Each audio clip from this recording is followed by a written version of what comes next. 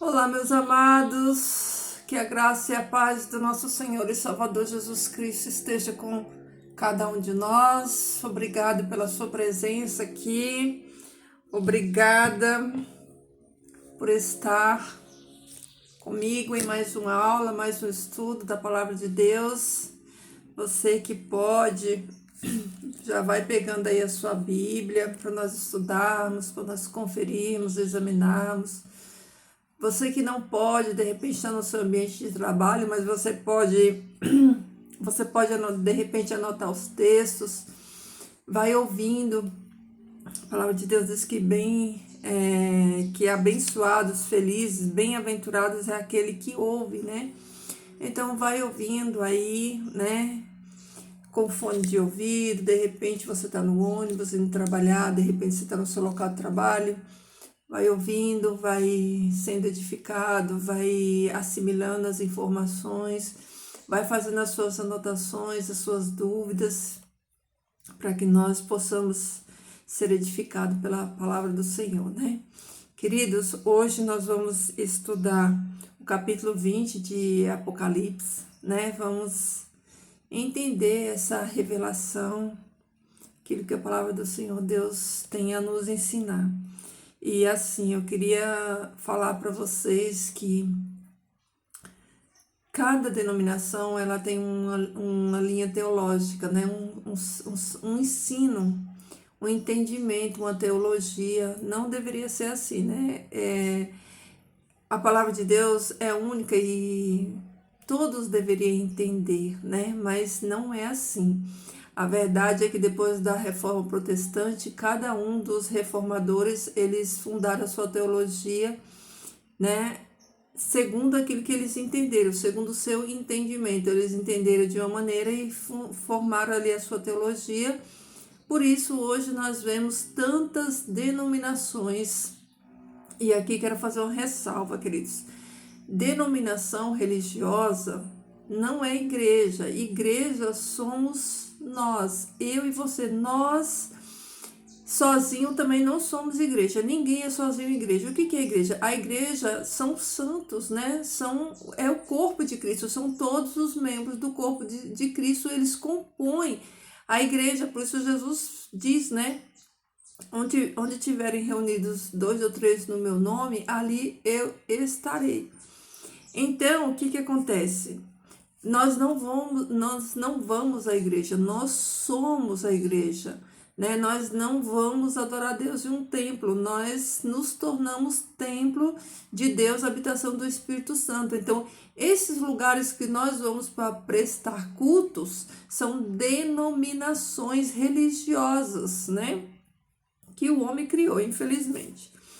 Mas isso não quer dizer que lá não tenha pessoas boas e pessoas ruins também, né? Lá não quer dizer que pregue a palavra de Deus, né? Lá prega sim, porém não prega na sua integralidade, não prega 100% de verdade. A maioria delas prega a verdade, mas sempre tem as doutrinas de homem, tem os costumes de homem, sempre tem ali as suas crenças, a sua doxologia, né? Muitas que não estão embasadas na palavra, que nada tem a ver na palavra. São tradições de homens, são costumes de homens que eles colocam, né? Nas suas doutrinas, né? Então, o que acontece? Tem muitas linhas teológicas, né? Que defendem o milênio, né? Como que já aconteceu. Tem denominações que acreditam que o milênio ele já ocorreu, né?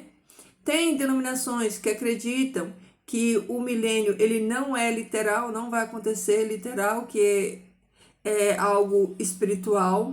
E tem aqueles que creem que o milênio será no céu, né? Tem as denominações que acreditam que esses 1000 anos, né, denominado milênio, que é o reinado do Messias, vai ser no céu, que a igreja, né, vai ser arrebatada na volta de Jesus, vai para o céu, vai ficar 1000 anos no céu e desce depois de 1000 anos. Então, vamos vamos ver o que a Bíblia nos ensina, né? Vamos ver o que a Bíblia diz, né, sobre o milênio. Vai ser na terra, vai ser no céu, já aconteceu, não aconteceu. Queridos, eu quero deixar aqui claro que eu respeito a opinião de todos os irmãos, respeito aqueles que não concordam, né, com o meu entendimento. O meu entendimento, aquilo que eu entendo, é aquilo que está aqui na palavra do Senhor, aquilo que eu tenho, aquele entendimento que o Espírito Santo tem me dado, né, na leitura. Então, nós vamos fazer a leitura do capítulo 20, né, de Apocalipse, que fala justamente sobre o milênio ou os 1000 anos. E o Espírito Santo de Deus vai te revelar, vai dar o entendimento para você entender se esses 1000 anos é literal, se esses 1000 anos, né, vai ser na terra, se vai ser no céu, né, como as muitas teologias dizem, né? Então, vamos lá, Apocalipse capítulo 20 diz assim, ó. Vi descer do céu um anjo que trazia na mão a chave do abismo e uma grande corrente.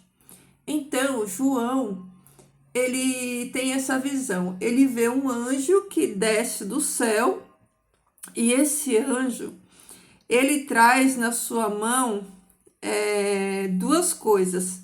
Ele traz a chave do abismo e ele traz também uma grande corrente. Versículo 2. Ele, no caso, o anjo, prendeu o dragão, a antiga serpente que é o diabo, Satanás, e o acorrentou por 1000 anos. Então, esse anjo que desce do céu, ele traz na sua mão a chave do abismo e ele traz também uma corrente. Isso diz para mim que o abismo, né, ele existe, ele é real.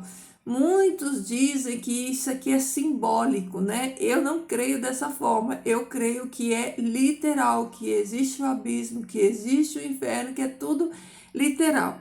Então, o anjo, né, ele prende o dragão, a antiga serpente, o diabo, Satanás, e o acorrentou por 1000 anos. E ele lançou-o no abismo, fechando-o e pôs um selo sobre ele. Então, Satanás é lançado no abismo, acorrentado, o abismo é fechado. Lembre que o abismo tem chave. O anjo, quando desce do céu, ele desce com essa chave na mão. Então, ele acorrenta Satanás, ele joga dentro do abismo e ele fecha, tranca o abismo com essa chave. Queridos, vão prestando atenção. Depois desse estudo aqui, você pega a sua Bíblia, ore a Deus, peça o discernimento do Espírito Santo para você entender. Ó, então, o anjo fechou o abismo e colocou um selo sobre ele e pôs um selo sobre ele, né? Sobre o abismo. E pôs um selo sobre ele, para assim impedi-lo de enganar as nações. Então, aqui há uma resposta que nós nos perguntamos: por que Satanás ele é acorrentado, é lançado no abismo e esse abismo é fechado, né? E ele recebe um selo, é selado, né? Porque a própria Bíblia dá a resposta para mim e para você. Por que Satanás é acorrentado, lançado no abismo e trancado lá? Olha aí, ó. Versículo 3. Lançou-o no abismo, fechou-o e pôs um selo sobre ele, sobre Satanás, para assim impedi-lo de enganar as nações. Então, a Bíblia diz para mim e para você que Satanás, ele foi preso no abismo por um motivo, para que ele não enganasse as nações. Então, esse é o motivo da prisão de Satanás ficar preso. Eu quero que você raciocine agora, ó. Ele é preso para não enganar as nações, até que terminasse os 1000 anos. Então, vamos entender. Satanás é preso para que eles não enganem as nações. Nesse canal aqui eu já tenho vários vídeos falando sobre essas nações. Então, se você é um assíduo do canal, você está assistindo todas as aulas, você já entendeu quem são as nações. Você já sabe, né? Quem são essas nações que Satanás, né, é impedido, né, de enganar essas nações. Então, diz que Satanás é preso no abismo por 1000 anos para não enganar essas nações. Então, durante 1000 anos, essas nações vão viver, né? E Satanás vai estar preso, elas não vão ser enganadas por Satanás. Aí, diz aqui, ó, na continuação. Depois disso o quê? Depois que passarem os 1000 anos, é necessário que ele seja solto por um pouco de tempo. Então, depois que completar os 1000 anos, Satanás, ele é solto por um período de tempo.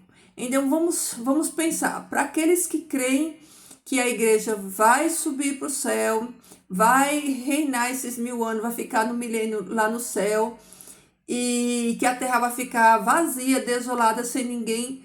Aí, então, a gente tem que fazer 2 questionamentos. O primeiro é, se a terra fica vazia, se não tem ninguém na terra, qual é o sentido de Satanás ser preso no abismo, né? Não tem lógica nenhuma Satanás ficar preso se a terra está desolada, se a terra não tem ninguém, como muitos ensinam e pregam por aí, se a terra não tem ninguém, se a terra está vazia, se ele não tem a quem tentar, qual é o sentido de acorrentar e de prender ele no abismo? Não faz sentido nenhum isso, mas isso você é livre para você acreditar naquilo que você quiser. Mas o que a Bíblia diz, e que eu creio, é que Satanás será preso durante 1000 anos para não tentarem as nações, né? Então, se não tem nações na terra, não faz sentido ele estar preso, porque o motivo da prisão dele é justamente ele não tentar as nações, né? Mas, para aqueles que dizem que a igreja vai estar no céu e que a terra vai estar vazia, não faz sentido ele estar preso, né? Então, pensa nisso aí. Se a sua denominação te ensina assim, você veja se faz sentido aquilo que eles dizem ou aquilo que a palavra de Deus está ensinando. Então, aí João continua no versículo 4 do capítulo 20. João fala assim, ó, vi tronos em que se assentaram aqueles a que havia sido dado autoridade para julgar. Vi as almas dos que foram decapitados por causa do testemunho de Jesus e da palavra de Deus. Eles não tinham adorado a besta, nem a imagem, e não tinham recebido a sua marca na testa, nem nas mãos. Eles ressuscitaram e reinaram com Cristo durante 1000 anos. Então, olha só. Essas pessoas, né, que reinaram com Cristo durante os 1000 anos, quem são eles, né? Quem são esses que estão no trono e que reinaram com Cristo durante 1000 anos? É a igreja. A igreja vai reinar com Cristo durante os 1000 anos. Então, João, ele vê os tronos, né? Ele vê os tronos e vê aqueles que vão reinar com Cristo durante os 1000 anos. Deixa eu só ver aqui uma coisa aqui.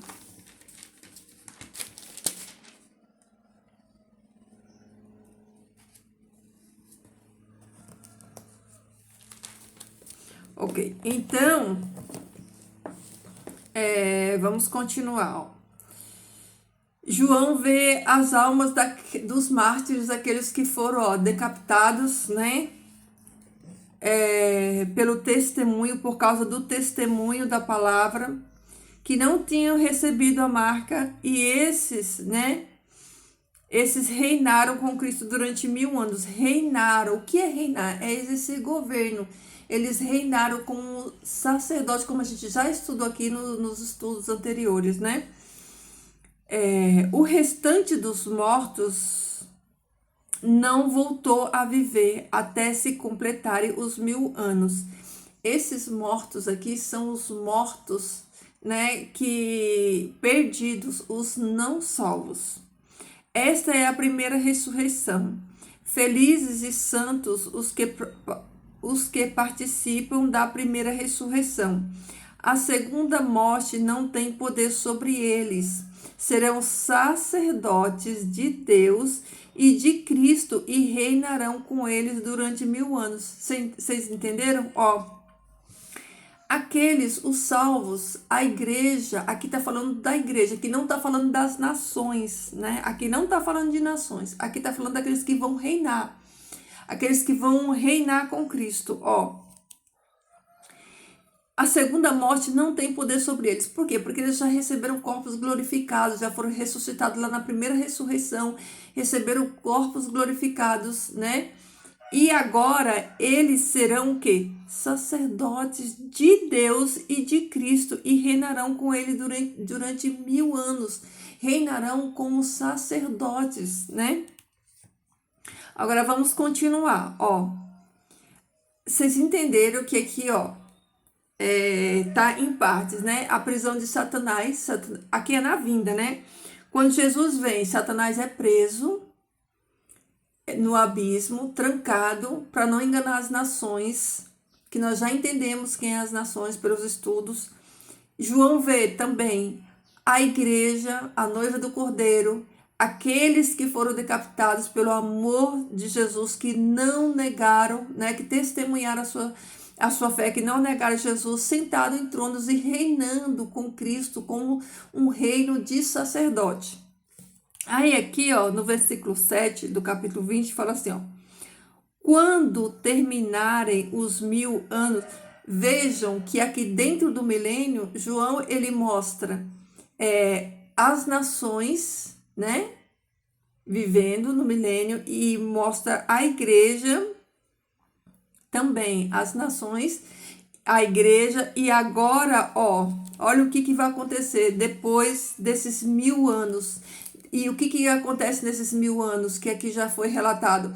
Acontece as nações, né, na terra, e acontece também o Messias e a sua igreja reinando sobre as nações como um reino de sacerdote.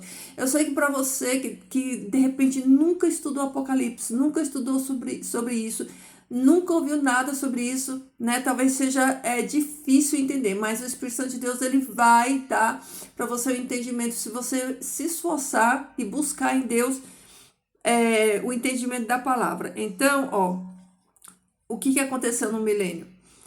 Jesus, né, e a sua igreja reinou aqui sobre as nações. Aí, finda o milênio, Quando terminarem os 1000 anos, Satanás será solto da sua prisão e sairá para enganar as nações. Então, veja como não faz sentido, né, dizer que a terra ficou vazia, desolada, sem ninguém, que a prisão de Satanás é algo literal e que a igreja está no céu. Olha só.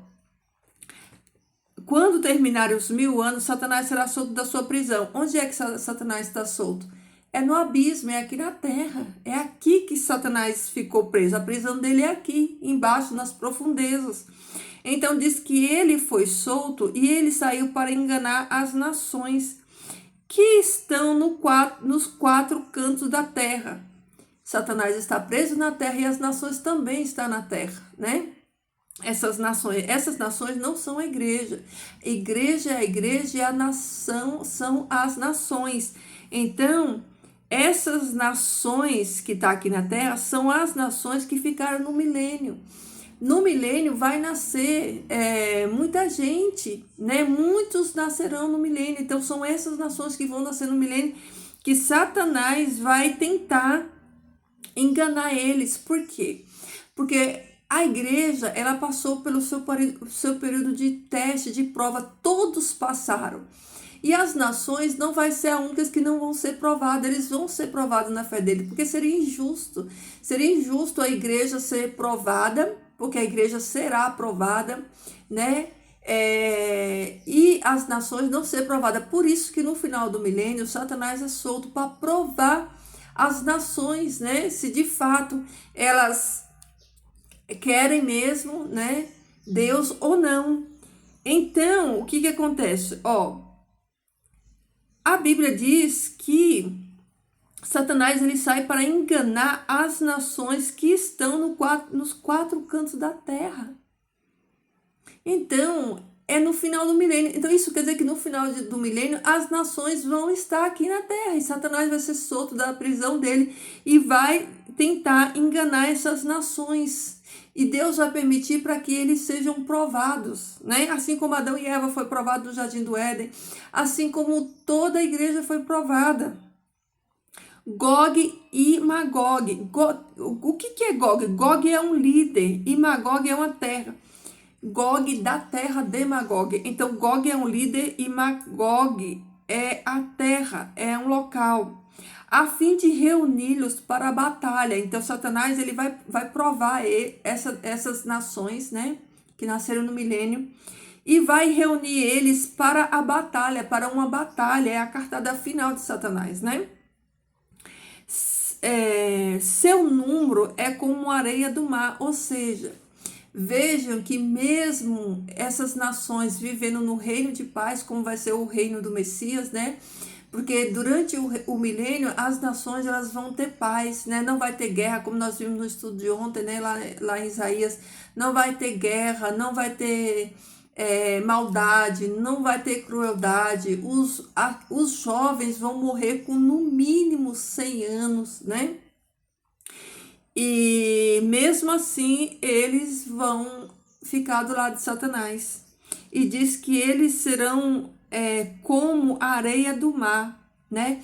Essas nações aqui não são os mortos, aqueles que ficaram nos túmulos, que vão ressuscitar lá no trono branco, no dia do juízo final. Não, esses aqui, que vão se juntar com Satanás para a batalha do Gog e Magog, no final, eles são as nações, as que nasceram no milênio. Então, versículo 9: as nações marcharão por toda a superfície da terra e cercarão o acampamento dos santos, a cidade amada. Então, Satanás é solto da sua prisão, ele vai enganar as nações, vai se juntar com elas que são como areia do mar e vão sitiar o acampamento do santo. Então vamos pensar, se Satanás está na terra, sua prisão é na terra, se as nações também estão na terra, que diz que elas estão nos quatro cantos da terra, né? Se elas marcham por toda a superfície da terra e cercam o acampamento do santo, a cidade amada, onde que está a cidade amada? Onde que está o acampamento dos santos? Em Sião, em Jerusalém, como nós vimos aqui, nós lemos no texto. Sabe o que acontece, queridos? É que a Bíblia é um pouco aqui, um pouco ali. A gente precisa pegar as pecinhas do quebra-cabeça para a gente montar o todo. Ela não está na sequência dos eventos certinho. Não, é como um quebra-cabeça. Você precisa pegar uma peça aqui e outra ali e montar para você entender a história como um todo. Então, o acampamento dos santos, né? Onde a igreja vai estar reinando com Jesus, é em Jerusalém. É lá que está aqui, a cidade amada. Qual que é a cidade amada? Jerusalém. Onde é que Jerusalém está? No céu? Não, não é no céu, é na terra. Nem a Nova Jerusalém ela vai ficar no céu. A Nova Jerusalém ela desce depois do milênio, né? Adornada como a noiva, como a gente vai ver aqui no capítulo 21 de Apocalipse. Então, aqui, cercaram o acampamento dos santos e a cidade amada. O acampamento dos santos e a cidade amada é em Sião, é em Jerusalém. É ali onde Jesus vai estar reinando, né? No seu trono junto com os seus eleitos, junto com a igreja. E justamente é ali onde Satanás e as nações, né, que ficaram do lado dele, vai se reunir para atacar. Então, olhem só, presta atenção, As nações marcharão por toda a superfície da terra. É na terra. É na terra que vai estar. E se o acampamento dos santos está na terra, se a cidade santa está na terra, como que a igreja vai estar no céu? Como que a igreja vai estar reinando com Cristo no milênio se a Bíblia diz que o acampamento dos santos é aqui em Jerusalém, na terra? Que Satanás ele vai cercar o acampamento dos santos. Satanás não tem acesso ao céu, não tem como a igreja estar no céu e Satanás, né, ir no céu com essas nações. Isso é impensável, porque no céu não entra pecado, não entra pecado, é impensável achar que Satanás ele vai, né, é, tentar derrotar a igreja ou os santos, eles estando no céu, não tem possibilidade disso acontecer. Então, ó, eles cercaram o acampamento do santo, a cidade amada, um fogo desceu do céu e os devorou. Então, quando Satanás ele for, né, junto com as nações, aqueles que não aceitaram, né, o governo do Messias, aqueles que ficaram do lado de Satanás, porque dentre as nações tem os salvos também, né? As nações tem aqueles que vão aceitar, né, o engano de Satanás, mas também tem aqueles que não vão aceitar. Então, olha só. Então, quando eles marcham para Jerusalém, para sitiar Jerusalém, que é o acampamento dos santos, o que vai acontecer? O fogo do céu desce e devora eles.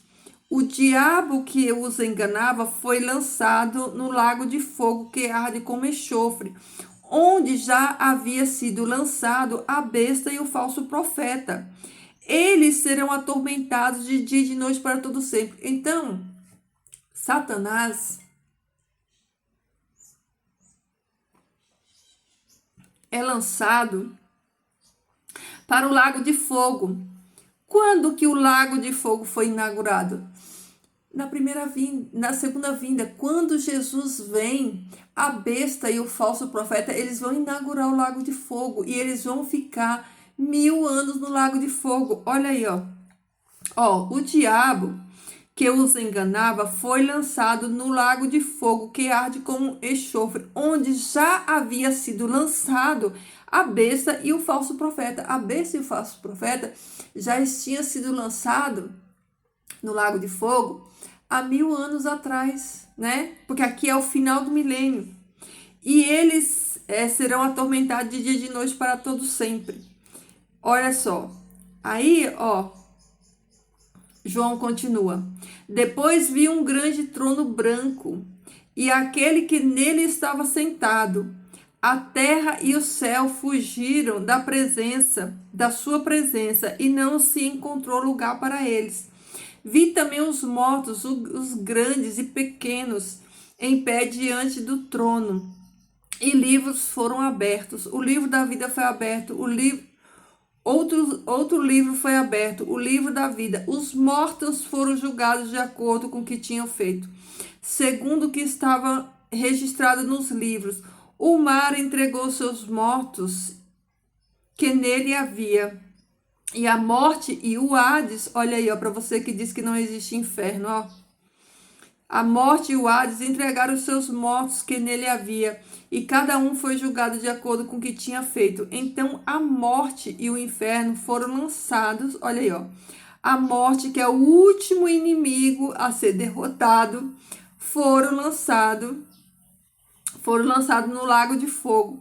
Então a besta, o falso profeta, a morte, o inferno, todos eles foram lançados no lago de fogo. No lago de fogo. É a segunda morte. Aqueles cujos nomes não foram encontrados no livro da vida foram lançados no lago de fogo. Então a gente vai ver isso aqui depois. Vamos voltar aqui pra gente conferir. Olha só. Marca aí, ou abre a sua Bíblia aí, ó, em Apocalipse 2, ó. Apocalipse 2. Ó. Apocalipse 2. 26 e 26. Ó, olha o que Apocalipse 2 e 26 fala. Ó. Aquele que vencer e fizer a minha vontade até o fim, darei autoridade sobre as nações. Quem é que está falando aqui? Jesus. Jesus está falando assim, ó, aquele que vencer. e fizer a minha vontade, aquele que vencer e obedecer e fizer a minha vontade, darei autoridade sobre as nações. Jesus vai dar autoridade sobre as nações. Isso aqui é o quê? É título de governo. Aqueles que vencer, aqueles que forem salvos, eles vão receber autoridade de governo, autoridade para governar sobre as nações. Entenderam, queridos? Será que vocês estão conseguindo pegar? Será que vocês estão conseguindo entender? Olha como os textos estão se complementando aqui, ó. Ó, eu vou ler de novo aqui, ó, para nós entendermos. No versículo 4 do capítulo 20, João fala assim, ó, vi tronos em que se assentaram aqueles que havia sido dado autoridades para julgar, ó. João viu tronos e viu assentado nesses tronos pessoas que receberam autoridades para julgar. Julgar o quê? Aqui, ó, a resposta tá aqui, ó. No capítulo 2 de Apocalipse, no versículo 26, aquele que vencer e fizer a minha vontade, até o fim, darei autoridade sobre as nações. Então, todo aquele que vencer, isso aqui é o galardão dos santos, é aquilo que os santos vão receber na vinda de Jesus, quando Jesus vier no seu reino para reinar, ele vai dar, né? Ele fala assim, ó, assim como eu me assentei, né, no trono do no meu santuário, vocês também se assentarão. Então, aqueles que vencer, assim como Jesus venceu e recebeu um lugar à direita do Pai para reinar junto com o Pai, aqueles que vencer também vão receber um trono aqui, ó, para reinar como eles e vai receber autoridade para reinar sobre as nações. Que nações? São justamente essas nações que vão estar vivendo no milênio. Olha aí, ó. Marca aí para você conferir na sua Bíblia. Ó, vamos ver aqui em Isaías 11. Vamos lá para Isaías 11. Vamos voltar aqui em Isaías 11. Deixa eu deixar isso aqui marcado. Depois nós vamos voltar aqui, ó. Ó, capítulo 11 de Isaías.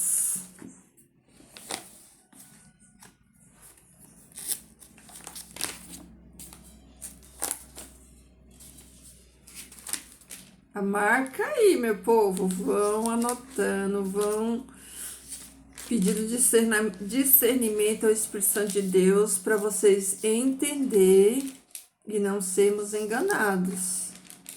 Nós temos que parar de tomar leite para a gente suportar o alimento sólido e a gente não ser enganado. Olha só. Então vamos lá. Ó, preparados?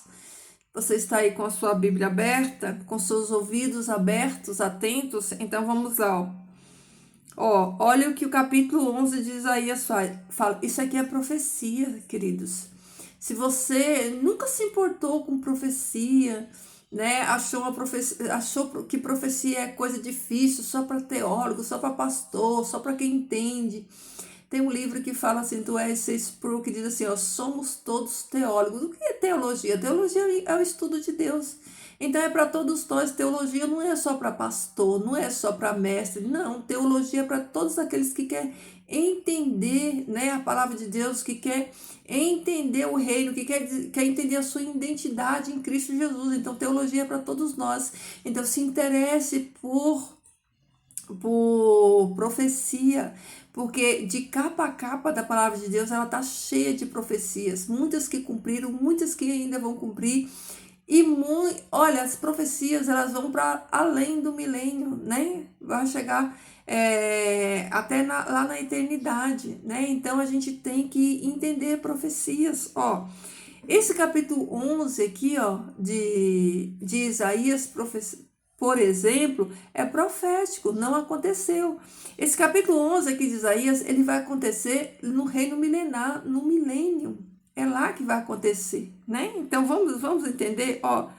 É que a palavra de Deus, o que acontece?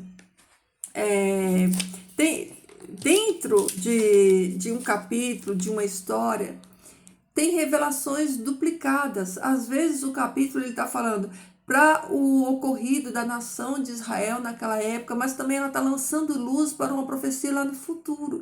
E nós precisamos ter esse discernimento para entender quando que a palavra de Deus está falando para a nação de Israel nos dias dele e quando que a palavra de Deus ela está nos falando lá no futuro, profetizando aquilo que ainda vai acontecer, como é no caso aqui do capítulo 11 de Isaías, que diz assim, ó, o ramo de Jessé.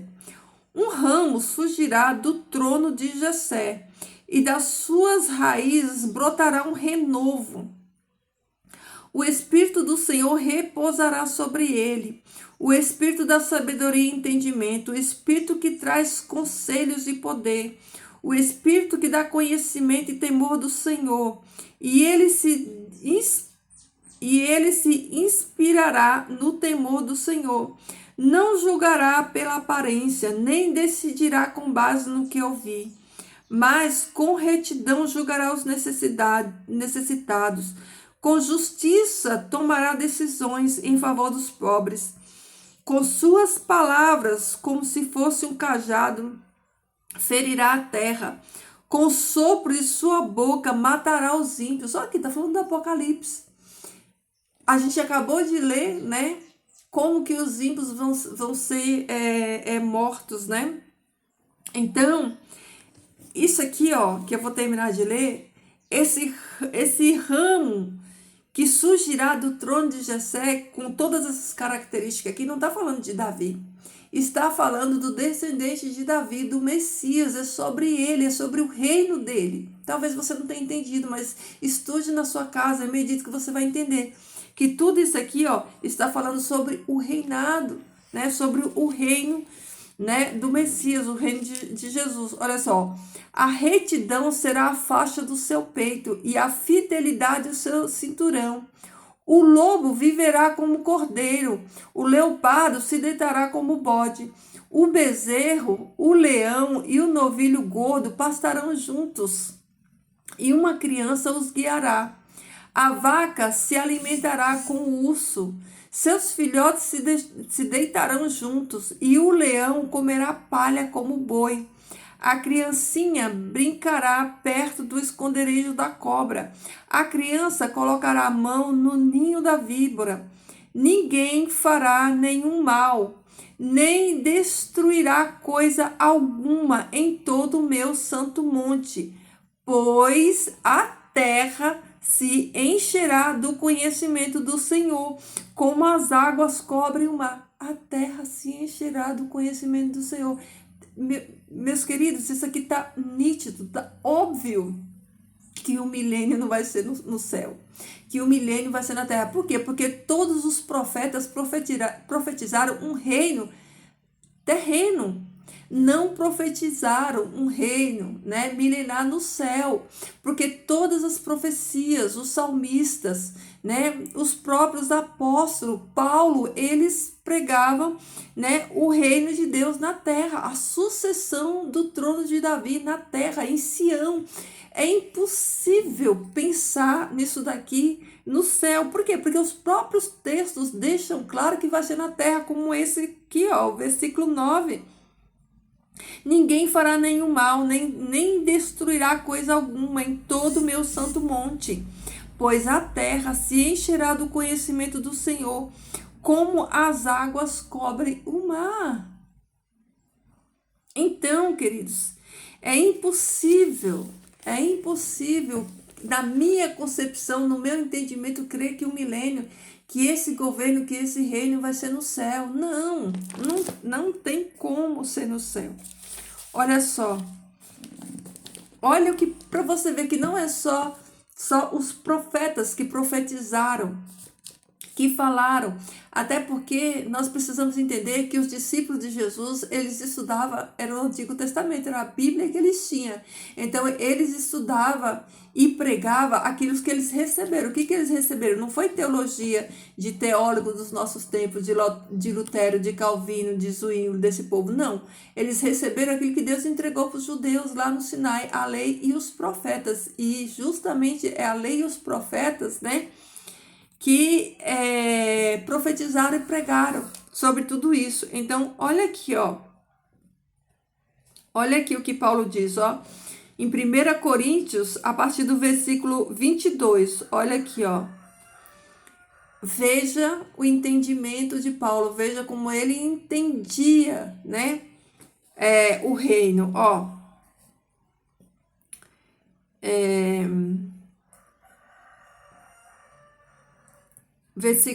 Capítulo 15 de 1 Coríntios, versículo 22. Eu vou ler a partir do 22, mas eu te aconselho a ler o capítulo 15 todo para você ter um melhor entendimento.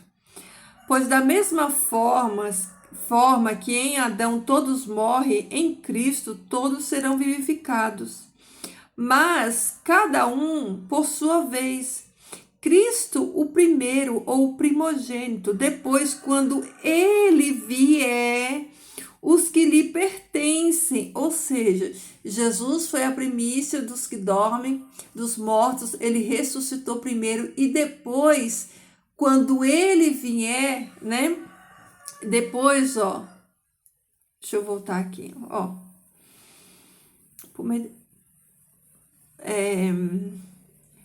Mas cada um por sua vez. Cristo o primeiro, né?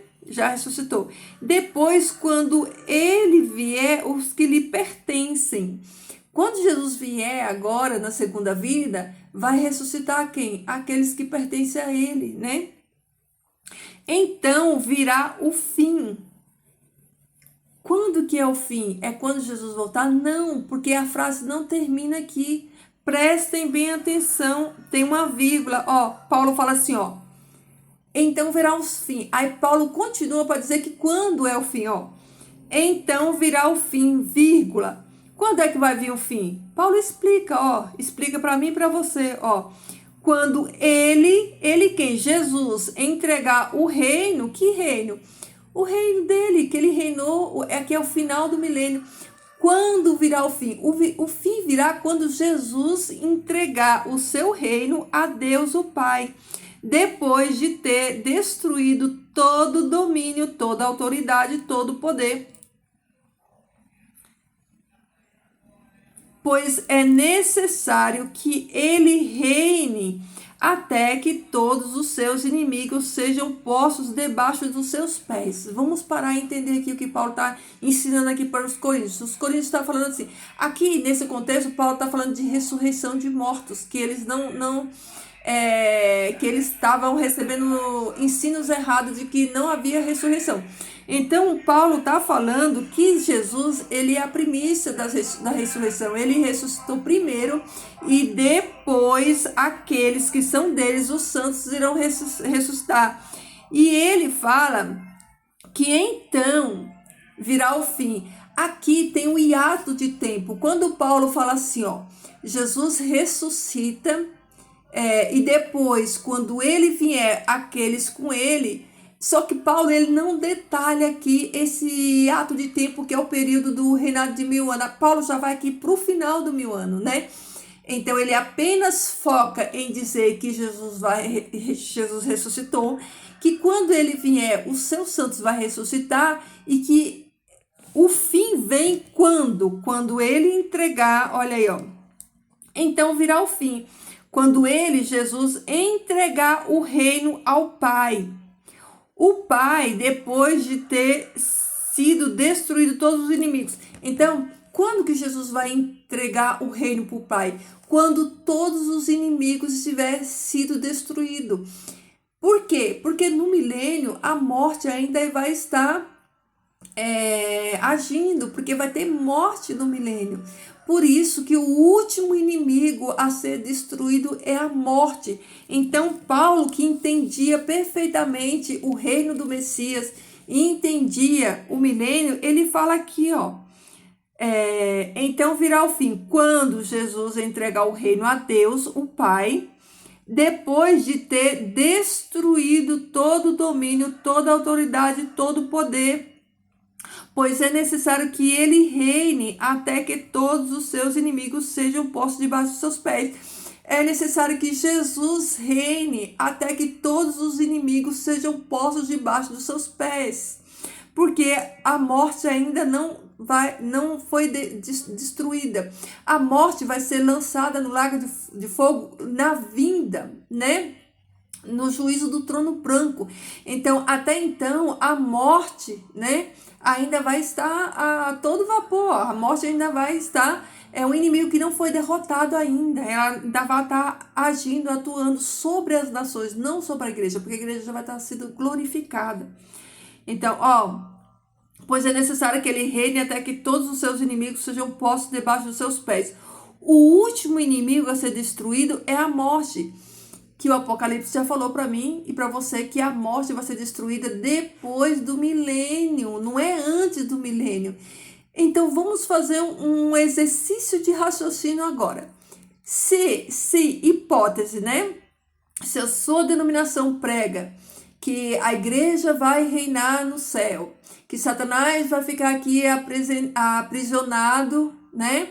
E que a terra vai ficar desolada e vazia. Qual é o sentido da morte ficar 1000 anos? Qual é o sentido? Porque aqui está falando que a morte é o último a ser destruído. O Apocalipse diz que a morte só vai ser destruída no final do milênio. Então, por que Satanás vai ficar aqui preso na terra vazia? Qual o sentido da morte não ter sido destruída? Que a morte ficar, né, durante 1000 anos só para ser destruída no final do milênio, se não tem pessoas aqui para serem mortas? Não faz sentido nenhum. Então, o último inimigo a ser destruído é a morte, porque ele tudo sujeitou debaixo dos seus pés. Ele quem? Deus sujeitou tudo debaixo dos pés de quem? De Cristo Jesus. É o que ele fala aqui, ó.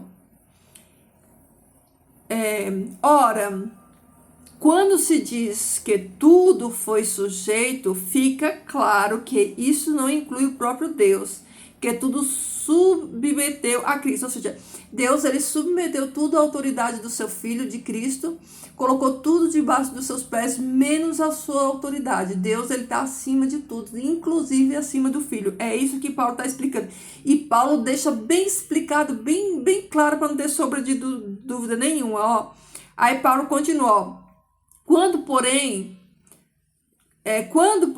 tudo lhes estiver sujeito, então o próprio Filho se sujeitará àquele que todas as coisas lhe sujeitou. Quando todas as coisas estiver sujeitas, ou seja, quando terminar o milênio, quando Satanás for totalmente destruído, o inferno, o lago de fogo, a morte, todos os inimigos forem destruídos, quando essa batalha, esse conflito findar e tudo tiver resolvido, olha o que vai acontecer, ó. Quando, porém, tudo estiver sujeito, então o próprio Filho se sujeitará àquele que todas as coisas lhe sujeitou, a fim de que Deus seja tudo em todos. Ou seja, quando tudo tiver resolvido, o Filho vai entregar o reino para o Pai, Deus vai se sujeitar à autoridade e à soberania de Deus, e Deus vai ser tudo em todos. Aí entra a eternidade. Entenderam? Queridos, eu vou parar por aqui. Amanhã nós continuamos. Tinha muitos textos aqui para ler, mas vai ficar muito longo. Nós vamos continuar amanhã. Então, queridos, eu espero que, acima de tudo, você tenha entendido. Eu tenho orado a Deus pela vida de cada um de vocês que vem aqui. Eu sei que vocês não vêm aqui em vão. O tempo da gente é muito precioso e muito valoroso. Então, eu sei que vocês vêm aqui porque vocês têm a mesma sede que eu tenho de conhecer, de ser liberto, de entender a palavra de Deus, de não ser enganado, né? Então, eu oro a Deus por vocês, que vocês recebam esse entendimento, que essa palavra ela venha como flecha no nosso coração, trazendo revelação, trazendo clareza de entendimento, trazendo, olha, esperança, alegria, renovo. Então, queridos, estudem todas essas passagens aqui que eu passei para vocês hoje. Se tiver alguma dúvida, me manda aí no privado. Se eu conseguir, nós vamos, sanando essas dúvidas, tá bom? Vamos orar, queridos. Pai Celestial, nós te louvamos, nós bendizemos o teu nome santo, agradecemos, Pai, pela revelação da tua palavra, Senhor Deus, pelas muitas bênçãos que o Senhor tem concedido a nós. Agradecemos, Pai, pelas misericórdias que se renovam na nossa vida. Agradecemos, Senhor Deus, pelo amor demonstrado por Jesus, o amor se fazendo carne, vindo aqui a esse mundo, morrer, se doar, se dar, ensinar para cada um de nós, ensinar, Pai, os princípios do Teu reino, os princípios da paz, do amor, da misericórdia, que cada um de nós possamos entender, Pai, entender o Teu reino, Senhor, entender, Pai, esse amor, entender, é impossível nós entendermos, Pai, mas que pela Tua graça, pela Tua misericórdia, nós possamos, Pai, aceitar esse amor, que nós possamos ser cheios dele, para que nós também possamos transbordar na vida de outros. Pai, eu peço pelos meus irmãos e por mim também, peço pela nossa fé, que o Senhor nos restaure, Pai, que o Senhor fortaleça a nossa fé, que o Senhor nos ajude, Pai, nos dê força, nos dê coragem, nos ajude, Senhor Deus, a entender a palavra, para que nós não sejamos enganados. E acima de tudo, Paizinho, para que nós possamos despertar outros também, para que outros também entendam, Pai. Para que essa mensagem do reino, Senhor Deus, ela aqueça os nossos corações, nos trazendo ânimo, esperança, alegria, Pai. Que ela quebre, Senhor Deus, todo muro de engano, Pai. Toda doutrina falsa, todo ensino falso, Pai, que nós possamos viver pela Tua palavra, Pai, que a Tua palavra, Senhor Deus, ela penetre no nosso coração, que nós possamos meditar nela de dia e de noite, Pai, que Teus anjos de poder continuem a nos proteger, nos livrar das ciladas do inimigo, Senhor Deus. Pai, em nome de Jesus, quebra, Senhor, os muros, Pai, de separações, dissipa, Pai, as trevas, quebra, Pai, as correntes que o inimigo tem usado para aprisionar os Teus filhos, Pai, nos liberta, Senhor Deus, das ciladas do inimigo, dos dardos inflamados, das flechas, Senhor Deus, que Satanás lança sobre cada um de nós. Senhor, meu Deus e meu Pai, eu entrego a vida dos meus irmãos nas Tuas mãos, Pai, peço misericórdia de cada um de nós. Que o Senhor nos ajude, Pai, nos fortaleça, firma os nossos pés, Senhor Deus, na rocha que é Cristo Jesus. Pai eterno, faz o Teu reino avançar, Pai, e nos usa como instrumentos na mão poderosa do Teu Espírito Santo, que Ele nos encha, Paizinho, para que nós possamos transbordar amor, transbordar graça, transbordar misericórdia, Pai, e que o Teu reino venha, Senhor, e que Jesus nos encontre, Pai, esperando, Pai, como noiva, Senhor Deus, que nós possamos estar prontas, ataviadas, com vestes de linho fino, Senhor Deus, para o noivo, Pai, que o Senhor nos fortaleça para isso, Pai, que o Senhor guie nossos passos, Pai, que o Teu bom Espírito, nosso professor, nosso ajudador, nosso amigo, nos ensine como a Tua palavra diz. Jesus disse que o Consolador viria e Ele já está aqui, Pai, está entre nós e em nós, então que Ele faça essa obra maravilhosa, que Ele possa nos lapidar, nos santificar, Pai, nos ensinar e nos mostrar toda a verdade, para que nós não sejamos enganados, Pai. Essas bênçãos, Senhor, eu rogo a Ti no nome do Teu amado Jesus Cristo e nosso amado também. Amém. Amém, queridos, é isso aí, ó. Que Jesus transborde amor, graça, misericórdia, perdão nos nossos corações, para que alcance mais vidas para o reino de Deus, tá bom? Queridos, um cheiro, meu povo, fiquem todos com Deus, deixa aí, né, o seu pedido de oração, se você tiver, deixa aí também um comentário, um bom dia, boa tarde. Queridos, deixa o seu like no vídeo, não custa nada, né? Não custa, né? Então deixa aí o seu like, tá bom? Fiquem todos com Deus, que a paz do Senhor envolva você nesse dia, nessa manhã, nessa noite, nessa paz, nessa tarde, em qualquer horário que você passar aqui para assistir, que o Espírito Santo de Deus transborde amor no seu coração, que você sinta essa atmosfera do céu te envolver, trazendo paz e alegria, tá bom? Cheiro, meu povo, e até o próximo.